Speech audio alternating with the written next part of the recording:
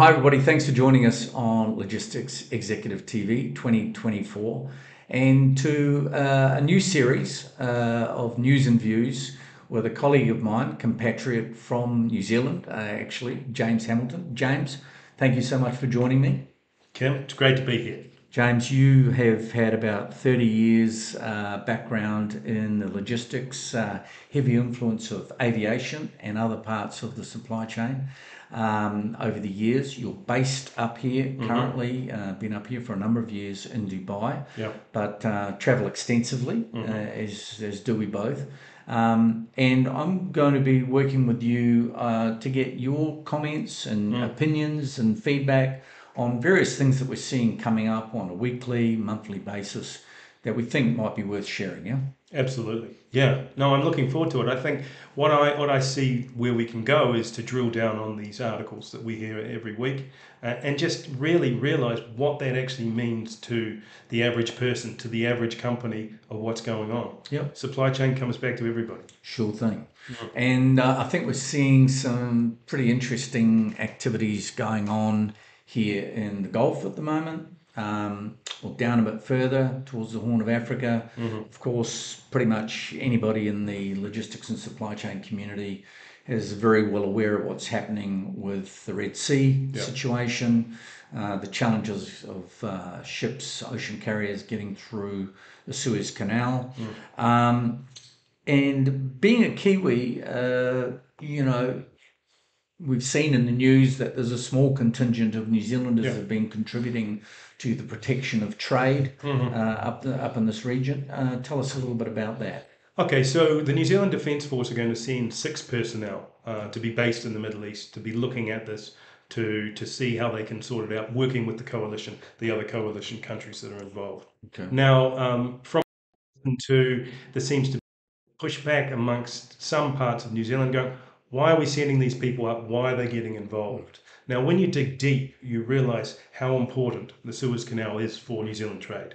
We do approximately $4.5 billion of exports a year up to the EU. And of course, the majority of that will be going through the Suez Canal. It's crucial for us for that to make it happen. So we need to be part of what's going on. Also, on the other hand, it's the return trade as well. Yeah. So the average person who may not think that this is anything to do with them and so far apart could find this come Christmas time when their washing machine or something like that doesn't arrive on time. Yeah, sure. And I suppose, look, for folks who don't know, there's only 4 million of us, probably about a million, or maybe a million offshore and 4 million still in New Zealand. So 5 million in total. And interestingly, we have one of the world's biggest elements of the dairy industry in particular, right? So the biggest company in New Zealand is Fonterra is the largest company in New Zealand. Dairy exports around the world. Reefer or chilled material coming out of normally Port Chalmers and Dunedin is some of the most reefer in the world. So yes, it's a huge amount for us. Sure. And so Fonterra is, as you say, the biggest company. So it's the biggest company on the little old New Zealand Stock Exchange. Now, Fonterra are I don't think they're the world's largest dairy exporter as such, probably the top 3 to 5. But I think Fonterra is the world's biggest dairy trading organisation. Is that right? Well, I mean, they're obviously a co-op of farmers from New Zealand, work together. So every farmer who is doing dairy produce is a member of that co-op. Correct. In New Zealand. Correct. And there is several co-ops within New Zealand. Fonterra's being the biggest. Okay. And that's a major part of what New Zealand does, because the agricultural industry, going back to 150 years ago, when the first chilled refrigeration ship left Port Chalmers of meat going to the UK, it all started then. Okay. So it's been a big part of what we're doing. We're so far away, Kim, from the rest of the world. Everything needs to travel to get to these places. Okay, sure. Australia as well, food basket country to the rest of the world. Exports by far outstrip imports, I think. But so obviously we've got this challenge. Again, a small contribution of 6 or 8 people coming out. I think the Australians are doing the same. Yeah, being involved. They're sending 11 personnel up. Okay. And they're obviously a little bit bigger than us. They're 20 billion a year of exports going to the EU. Interesting. I did a bit of statistics on it.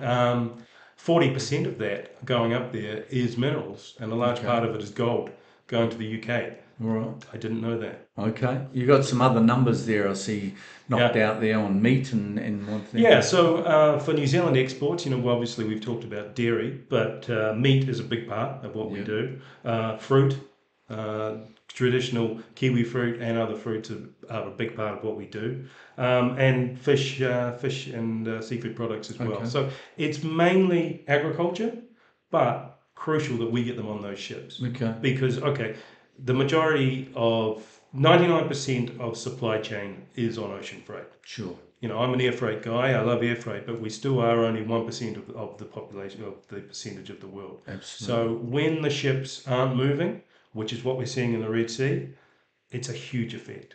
Yep. And adding on what we're seeing now is having to go around Africa, that adds another 10, 15 days to supply chain. Already that's affecting some of the markets in Asia. Air freight's winning out from that. Air freight from Vietnam through to Europe has gone up 60% this month already. Yeah. So they're realizing that there's going to be a massive bottleneck going on there. So just going back to what my initial statement was, when somebody said, why are we sending personnel up? What's this got to do with us? We're so far away. It has a huge effect on everybody. Right. And, I'm sure we all would like to see this issue in the Red Sea resolved peacefully as quick as possible. There's other reasons, which we're not going to go into here today, that this is all supposedly happening. So we just really hope that that's resolved. There has been some green shoots in the last week or so where numbers have gone up slightly from. Obviously, the start of January, there was the November, December was the drop off. It is increasing slightly. Whether or not that's got an effect of what's been going on down in Yemen to minimise that, I'm not sure. But there is a little bit of a. You talk about volume or volume of movements through the sewers. Yeah. Okay. Yeah. All right. But very small. But we're going the right direction. Yeah. Well, inshallah, that's if we get all that resolved. Yeah. Look, an item I just noticed on the wires the other day was not related to this at all, but I wanted to get your input on it because I know you're an avid EV guy. Yeah. And very much into electrics and ecosystem up here. There's a news item the other day about EV scooters and companies that have heavily invested in that. Now, you and I travel extensively. I'm sure you use electric scooters around the world as much as I do. Brilliant form of transport.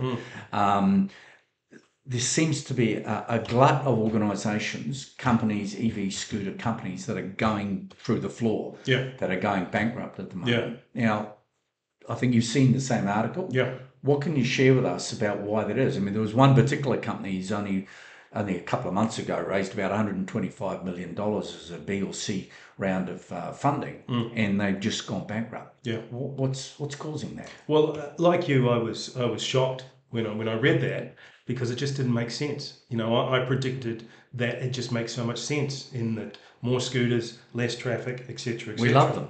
But what's actually happening is the cities are pushing back. The cities don't like them. The city ecosystems in the streets are not made for them. So what you're getting is more accidents. You're getting more people on scooters, also on pavements. You've got, I don't know if you've seen it recently, but just people love to just drop their scooter when they get off. It's one of the big things, isn't it? Yeah. Is just people leaving them laying around the place. So countries are pushing back. The French already have, if not outlawed them altogether, cities have said we don't want them. So that's a big part of it. Okay. Paris, by far, probably last year, my favourite place where I was using one just to get around because the traffic was so tough. Yeah. Okay, good. Well, look, great to get your feedback on that. Folks, what we want to invite you to do is if you've got any comments, feedback, any questions that you've got about issues that are coming up in the news, or just general industry factors. 70 years experience between the two of us. We're more than happy to try and address those with Q&A as we start off every week or two when we're running this series. More than happy to respond back to anything that you've got questions on, if we can share with the community, and we look forward to engaging with you regularly on this series. James, thanks again for coming in. I know you've had a busy day today, but appreciate you dropping into our offices here to do this, and we look forward to catching up with you in the next week or two. Yeah, let's push the envelope, Kim. Let's look at some subjects. We want to hear from everybody. What else is out there? What are you concerned about? What questions have? And also the other great part is that between Kim and I, with our 70 years of experience, which I've noticed you've said 3 years, 3 times already, which is great. We can go to our network. We can reach out to our network and ask those questions that people may not know what the answers are. If we don't know, somebody else will know that we know. So looking forward to it. The other thing that we're going to do is to invite guests to join us from time to time as well. So if you've got any ideas on anybody that you'd like to see on the series with us, let us know. We'll be always keen to reach out to people to bring them on. So James, thanks very much again. Have a great day. Thanks, Kim. And thanks everybody for joining us on Logistics Executive TV.